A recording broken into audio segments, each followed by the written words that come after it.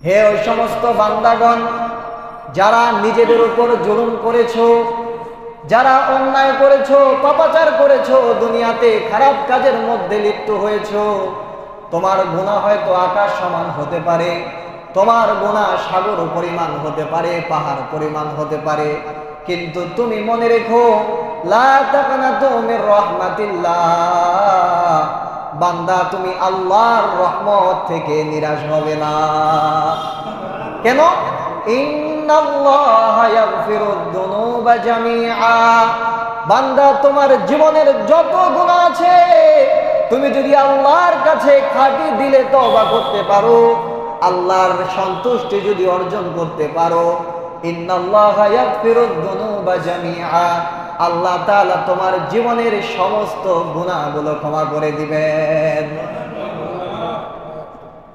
পয়গম্বর মূসা আলাইহিস সালাতু ওয়াস সালাম আল্লাহ তাআলার সাথে কথা বলতেন, এজন্য পয়গম্বর মূসার নাম হলো কালিমুল্লাহ।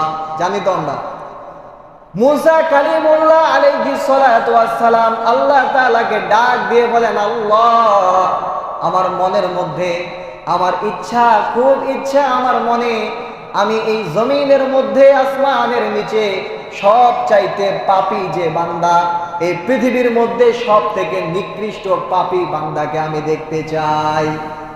আল্লাহ তাআলা বলেন, ও পয়গম্বর মূসা, যেহেতু তুমি আমার মনোনীত একজন নবী, তুমি আবদার করেছো, ঠিক আছে, তুমি ওই পাহাড়ের গিরিপথে যাবে, দেখবে ভোরবেলা ফজরের নামাজের পরে সূর্য উদিত হওয়ার সময় সর্বপ্রথম ওই গিরিপথের রাস্তা ধরে যে ব্যক্তি আগমন করবে, তুমি বুঝে নিবে এই ব্যক্তি হলো দুনিয়ার মধ্যে, আসমানের নিচে, জমিনের উপরে সবচাইতে নিকৃষ্ট ব্যক্তি। পয়গম্বর মূসা আলাইহিস সালাতু ওয়াস সালাম সকাল হওয়ার আগেই সেই জায়গায় গিয়ে উপস্থিত। যখন সূর্য উদিত হওয়ার সময় হয়ে গেছে, ওই গিরিপথ দিয়ে মূসা আলাইহিস সালাতু ওয়াস সালাম তাকায় আছেন, দেখেন কে আসে ওই রাস্তা ধরে। হঠাৎ করে তিনি দেখলেন সেই রাস্তা দিয়ে একজন ব্যক্তি তার সন্তানকে কোলে করে নিয়ে ওই রাস্তা দিয়ে আগমন করলেন। মূসা আলাইহিস সালাম কিছুই বললেন না। ওই লোকটা আস্তে আস্তে করে এসে আস্তে আস্তে করে মূসা আলাইহিস সালামের পাশ দিয়ে চলে গেলেন জঙ্গলের দিকে। এবার যখন ওই লোকটা চলে গেছে, আল্লাহ তাআলাকে মূসা আলাইহিস সালাম আবার বললেন, ও আল্লাহ, আমি তো সকালে গতকাল আপনার কাছে আবদার করেছিলাম এই পৃথিবীর মধ্যে নিকৃষ্ট ব্যক্তিকে আমি দেখতে চাই। আল্লাহ, আমার আবার খুব ইচ্ছা মনের মধ্যে শখ জাগছে, আমি দুনিয়ার মধ্যে ওই ব্যক্তিকে দেখতে চাই যেই ব্যক্তি পৃথিবীর মধ্যে সব থেকে বেশি নেককার পরহেজগার। সুবহানাল্লাহ। এবার আল্লাহ তাআলা বলেন, মূসা, তুমি যদি পৃথিবীর সবচাইতে নেককার ব্যক্তিকে দেখতে চাও, তুমি যদি এই পৃথিবীর সবচেয়ে বড় জান্নাতি ভালো ব্যক্তিকে দেখতে চাও, তাহলে আবার ওই রাস্তায় গিয়ে দাঁড়াবে, দেখবে সন্ধ্যাবেলায় ওই রাস্তা দিয়ে সর্বশেষ যে ব্যক্তিটা চলে যাবে, মনে রাখবে ওই ব্যক্তিটাই দুনিয়ার মধ্যে সবচাইতে নেককার ব্যক্তি। সুবহানাল্লাহ। এবার মূসা আলাইহিস সালাম সন্ধ্যা হওয়ার আগেই রাস্তায় উপস্থিত। যখন সন্ধ্যা হয়ে গেছে, দেখেন সর্বশেষ ওই রাস্তা ধরে সকালবেলা যেই লোকটা রাস্তা ধরে এসেছিল, যাকে বদকার বলে মূসা আলাইহিস সালাম চিনেছে, ওই লোকটাই বিকালবেলা ওই রাস্তা ধরে ব্যাক করছে। মূসা আলাইহিস সালামের চিনতে বাকি রইল না, সকালবেলা যে ব্যক্তিটা দুনিয়ার মধ্যে সব থেকে নিকৃষ্ট ব্যক্তি ছিল, বিকালবেলা এই ব্যক্তিটা দুনিয়ার সব থেকে বড় উৎকৃষ্ট ব্যক্তি হয়ে গেছে। মূসা আলাইহিস সালাম আল্লাহকে ডাক দিয়ে বলে, আল্লাহ, তোমার লীলা খেলা তো আমি বুঝি না। মাওলা, তুমি সকালবেলা আমাকে দেখাইলা এমন এক ব্যক্তি, যেই ব্যক্তি গুনাহের কারণে দুনিয়ার মধ্যে সব থেকে নিকৃষ্ট ব্যক্তি, আবার সন্ধ্যাবেলা তাকেই দেখাইলা দুনিয়ার মধ্যে সব থেকে বড় ভালো ব্যক্তি। আল্লাহ, এই কারণটা কি আমি একটু তোমার কাছে জানতে চাই। এবার আল্লাহ সুবহানাহু ওয়া তাআলা বললেন, হে পয়গম্বর মূসা, আমি আল্লাহ যা জানি তুমি তা জানো না। তুমি যখন সকালবেলা দেখলে তার সন্তানকে কোলে করে ওই ব্যক্তি পাহাড়ের দিকে আগমন করছিল, হঠাৎ করে তার সন্তান, ছোট্ট সন্তান, অনেক সময় অনেক কিছু জিজ্ঞাসা করে কিনা, আব্বা এটা কি, আব্বা এটা কি, আব্বা এটা কেন যায়, ট্রেনটা কিভাবে যায়, জিজ্ঞাসা করে কিনা? ছোট্ট সন্তান তার পিতাকে জিজ্ঞাসা করে, বাবা আমরা যে এই জঙ্গলের পাশ দিয়ে যাচ্ছি, এই জঙ্গল তো অনেক বড় জঙ্গল, আব্বা এই জঙ্গলের চাইতে আরো বড় কোনো কিছু আছে কিনা? এবার ওই লোক উত্তর দিয়ে বলে, হ্যাঁ বাবা আছে, এই জঙ্গলের চাইতে বড় হলো পাহাড়।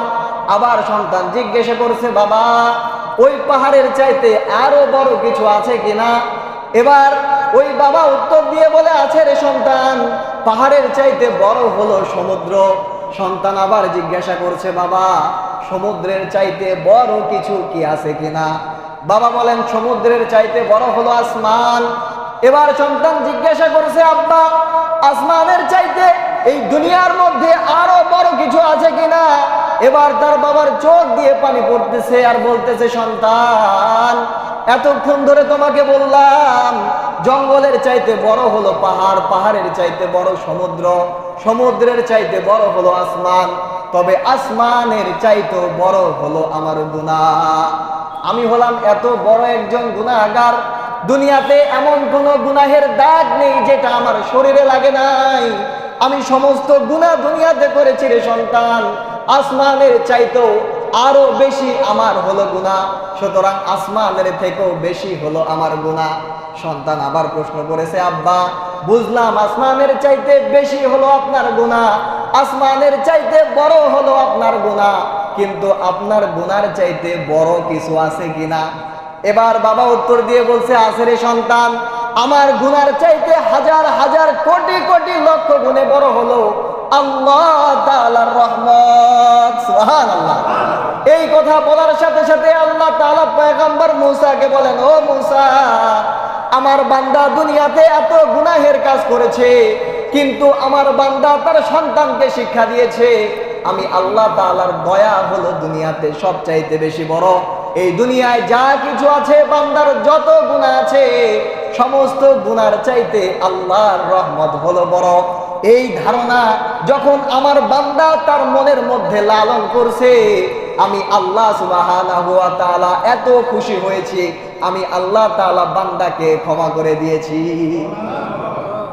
এই জন্য আল্লাহর রহমত বড়। আল্লাহর নবী জনাব মুহাম্মদুর রাসূলুল্লাহ সাল্লাল্লাহু আলাইহি ওয়াসাল্লাম বলেন, আল্লাহ তাআলা রহমতকে 99 ভাগে ভাগ করেছেন, তার মধ্যে 1 ভাগ রহমত পৃথিবীর সমস্ত জীবজন্তুকে আল্লাহ তাআলা দিয়েছেন। এই 1 ভাগ রহমত দুনিয়ার মধ্যে যদি আছে, এই রহমতের কারণে একজন ছোট্ট বাচ্চাকে তার মা বাবা কষ্ট করে লালন করে, যখন শীতের রাতে, গভীর শীতের রাতের মধ্যে ঠান্ডায় কনকন অবস্থা, সন্তান প্রসাব করে দিয়েছে ডান পাশে, মা প্রসাবের জায়গাটাতে শুয়ে বাচ্চাকে ভালো জায়গাটাতে গরম জায়গায় রেখেছে। এই 1 ভাগ রহমতের কারণে আজকে যদি দুনিয়ায় আপনার আমার কোনো একটা অঙ্গের সমস্যা হয়ে যায়, কথার কথা আপনার আমার কিডনি নষ্ট হয়ে গিয়েছে, আমার ভাই বলবে না আমার ভাইয়ের কিডনি আমি দিব, আমি মরে যাব, কিন্তু আমার ভাই যেন দুনিয়াতে থাকে, এই কথা ভাই বলবে না, সন্তান বলবে না, তবে আপনার জনম দুঃখিনী মা বলবে, ডাক্তার আমার কিডনিটা আপনি নিয়ে নেন, কিন্তু আমার সন্তানটা যেন দুনিয়াতে বেঁচে থাকে। বলবে কিনা? এই 1 ভাগ রহমতের কারণে আল্লাহ তাআলা বলেন, বান্দা দুনিয়াতে আমি 1 ভাগ রহমত দিয়েছি, তুমি তাকায় দেখো, ওই যে গভীর জঙ্গলের মধ্যে একটা হরিণ বাচ্চা প্রসব করেছে, ওই হরিণটা দেখবা তার বাচ্চাকে আগলে রাখার জন্য কত ধরনের কৌশল করে। দেখবা একটা বাঘ বাচ্চা পোষণ করেছে, একটা বাঘ জন্ম দিয়েছে, বাচ্চা জন্ম দিয়েছে, ওই বাঘ দূর দূরান্ত থেকে শিকার করে করে মুখের মধ্যে খাবার নিয়ে বাচ্চাদেরকে খাওয়ায়। তাকে দেখো পাখির বাসার মধ্যে ছোট্ট পাখির বাচ্চা যখন ডিম থেকে বাচ্চা ফুটেছে, ওই বাচ্চার মুখের মধ্যে মা দূর দূরান্ত থেকে খাবার সংগ্রহ করে মুখের মধ্যে করে অনেক বাচ্চাকে খাওয়ায় দেয় কি দেয় না? এই যে এত ভালোবাসা, এত দয়া, এত মায়া, কয় ভাগ রহমতের বরকতে? 1 ভাগ রহমতের বরকতে আল্লাহ তাআলার কাছে আছে 99 ভাগ রহমত।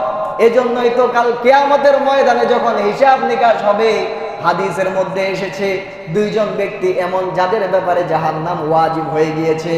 এবার আল্লাহ তাআলা ডাক দেবে, এ জাহান্নামীরা, দুনিয়ার মধ্যে ভালো কাজ করো নাই, নেক কাজের ধারেও তোমরা যাও নাই, অপরাধ করেছো, গুনাহের কাজ করেছো, যাও যাও তোমরা জাহান্নামে যাও, তোমাদের জন্য জাহান্নাম ওয়াজিব হয়ে গেছে।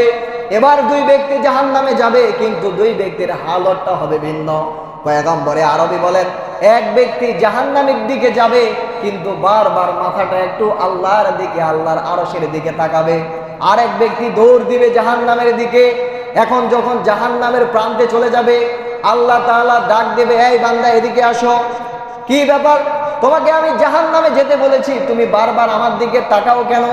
এবার ওই বান্দা বলবে, আল্লাহ, দুনিয়াতে আমরা যখন কোনো কাজ করতাম, কাজের শুরুতে আমরা বলতাম বিসমিল্লাহির রহমানির রহিম। আমরা কাজ শুরু করলাম ওই আল্লাহর নামে, যেই আল্লাহ হলেন রহমান, যেই আল্লাহ হলেন রহিম। সুবহানাল্লাহ। আল্লাহ, আমি দুনিয়াতে জেনে এসেছি তুমি হলে রহমান, তুমি হলে রহিম, তুমি হলে করুণাময়, তুমি দয়ালু। আমি আজকে যখন আপনি আমাকে জাহান্নামে যাওয়ার জন্য আমাকে ফয়সালা করে দিয়েছেন, আমি বারবার আমার মনের মধ্যে জাগ্রত হয়, আল্লাহ আপনার এত বেশি রহমত, আপনি চাইলেই তো আমি গুনাহগারকে মাফ করতে পারেন। এই আশায় আমি আপনার দিকে বারবার তাকাচ্ছিলাম।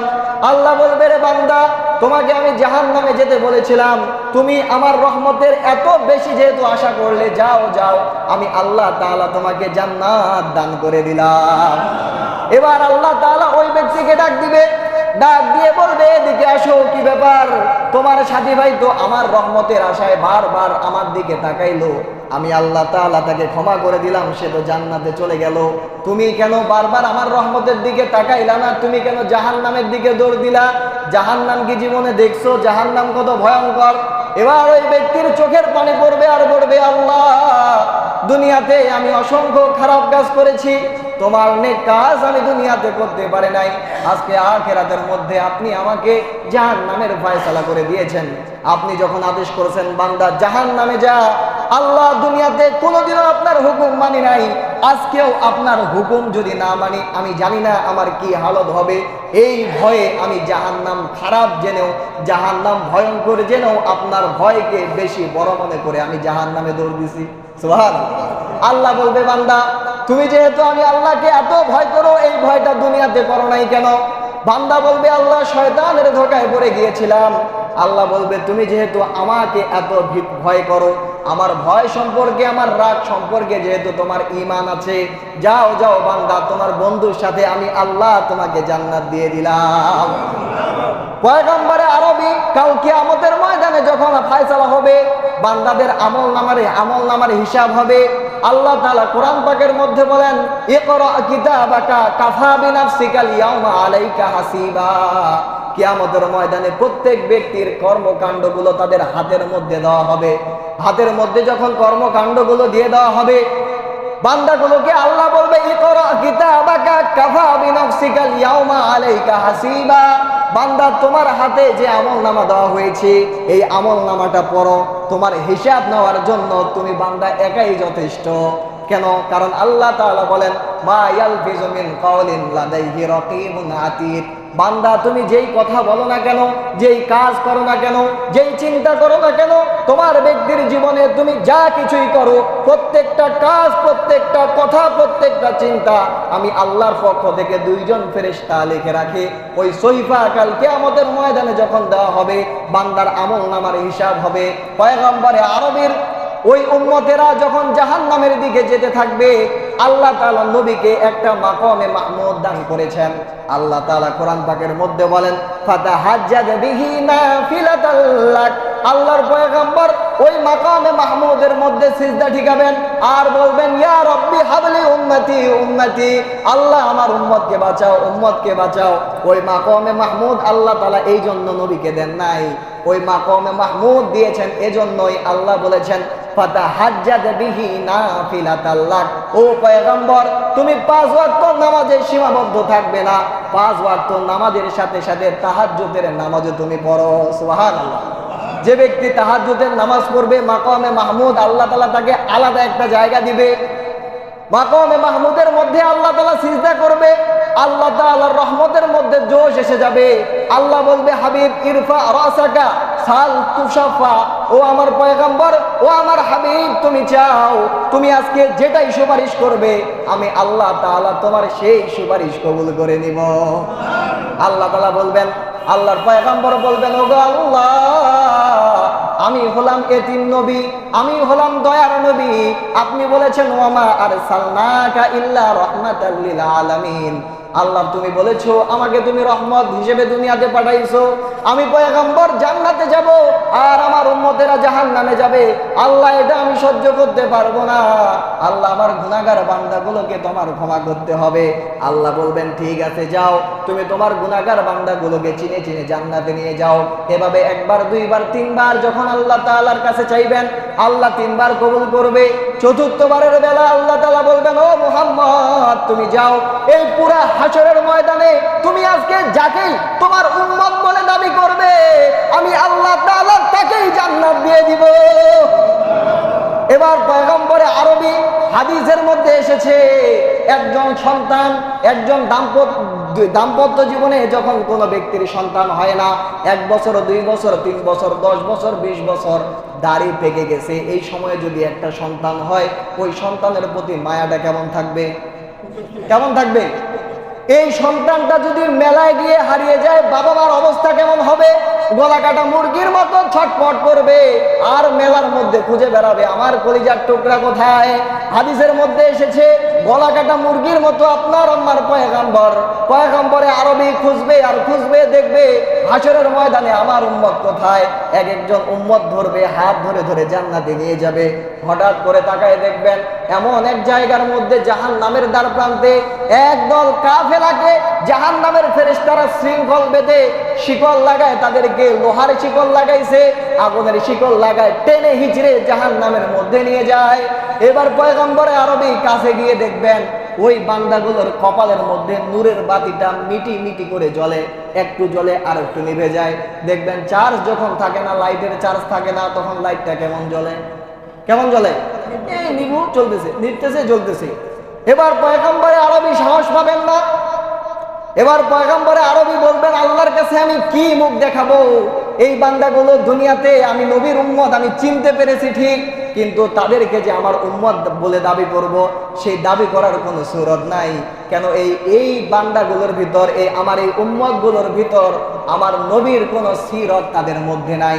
আমি নবী তাদেরকে যা শিক্ষা দিয়েছি, আমার পয়গম্বরের যে সুন্নত যে রীতি আমি তাদেরকে শিক্ষা দিয়েছি, এই শিক্ষা তাদের নাই। তাদের মাথার চুলগুলো হবে সুন্নতি, মাথার চুলগুলো সুন্নতি না। এক সাইডে কাটিং দিয়ে এক সাইডে কাটিং দিয়ে নেইমারের শার্ট দিয়েছে। তাদের চেহারার মধ্যে দাড়ি নাই, তাদের পোশাকের মধ্যে লেবাসে সুন্নত লেবাস নাই, নামাজের সময় সুন্নত আদায় করে নাই, ওজুর মধ্যে সুন্নত আদায় করে নাই, তার জীবনের কোনো ক্ষেত্রেই সুন্নত আদায় করে নাই। আর বলে বেড়াইছে আমি হইলাম আশিকে রসুল, আমি হইলাম আশিকে রসুল। কিন্তু রসুল আশিকে রসুল দাবি করছে, কিন্তু দুনিয়ার মধ্যে আশিকে রসুলের তার বাস্তবায়ন জীবনে করতে পারে নাই। এই বান্দাগুলোর আমল যখন নিভু নিভু, এই বান্দাগুলোর ইমান যখন নিভু নিভু ভাবে দেখাবে, পয়গম্বরে আরবি মাকামে মাহমুদে চলে যাবে, গিয়ে আবার সিজদায় পড়বে আর আল্লাহকে ডাক দিয়ে বলবে আল্লাহ ইন তুআযিবুহুম ফা ইন্নাহুম ইবাদুক। আল্লাহ আপনি যদি তাদেরকে আযাব দেন, তারা তো হলো আপনারই বান্দা।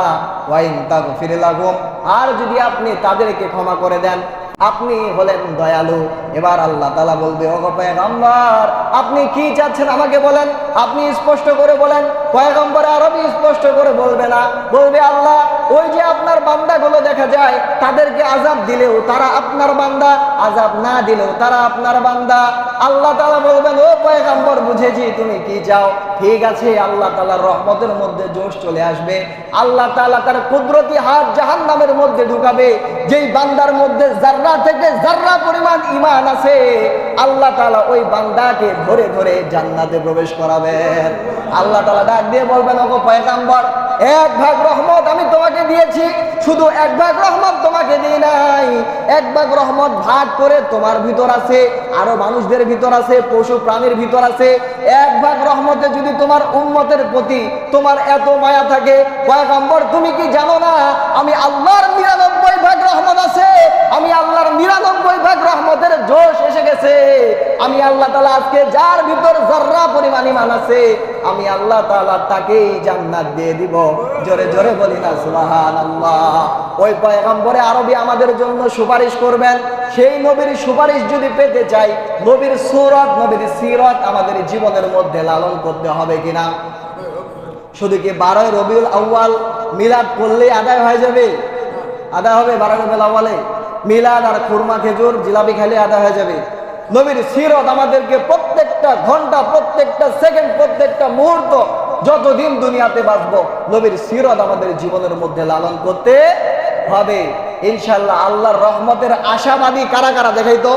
আমি আশাবাদী, আমি মনিরুজ্জামান, মুফতি মনিরুজ্জামান। আমি যদি আল্লাহ যদি আমাকে জিজ্ঞাসা করে তুমি কি করছো, আমি হিসাব দিয়ে জান্নাতে যাইতে পারবো না। আপনারাও জান্নাতে যাইতে পারবেন না আল্লাহর রহমত ছাড়া। এজন্য আল্লাহর রহমতের আশা করি আল্লাহ তাআলা যেন তিনার নিজ রহমতে আমাদেরকে নেক কাজ করার সুযোগ করে দেন, আমাদেরকে যেন জান্নাত দান করেন। আর সবাই বলি আল্লাহুম্মা আমিন। ওয়া আখির দাওয়ানা আনিল হামদুলিল্লাহি রাব্বিল আলামিন।